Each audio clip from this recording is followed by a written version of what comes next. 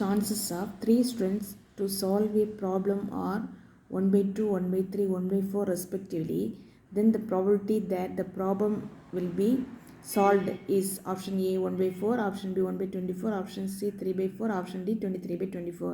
இப்போ இந்த கணக்கில் என்ன கொடுத்துருக்குன்னா சான்சஸ் ஆஃப் 3 ஸ்டூடெண்ட்ஸ் 3 மாணவர்கள் வந்து டு சால்வ் ஏ ப்ராப்ளம் ஒரு ப்ராப்ளத்தை சால்வ் பண்ணுறாங்க 1 by 2, 1 by 3, 1 by 4 respectively.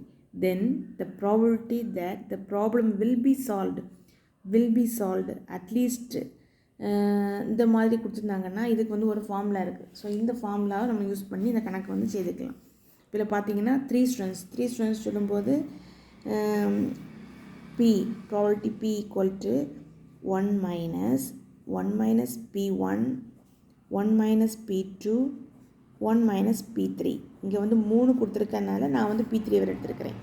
இப்போ இங்கே 2 கொடுத்துருந்தாங்கன்னா இங்கே ஃபார்முலா 1 minus P2 நம்ம நிறுத்திக்கலாம்.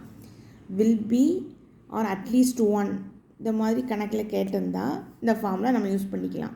P equal to 1 minus P1, 1 minus P2, 1 minus P3. இப்போ ஃபஸ்ட்டு P1 சொல்லும்போது 1 by 2, 1 minus 1 by 2, 1 minus 1 by 3, 1 minus 1 by 4. So equal to 1 minus 1 by 2 into 1 minus 1 by 3, 3 minus 1, 2 by 3 into 4 minus 1, 3 by 4.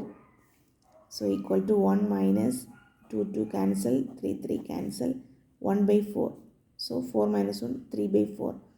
Option C is the correct answer. Thank you.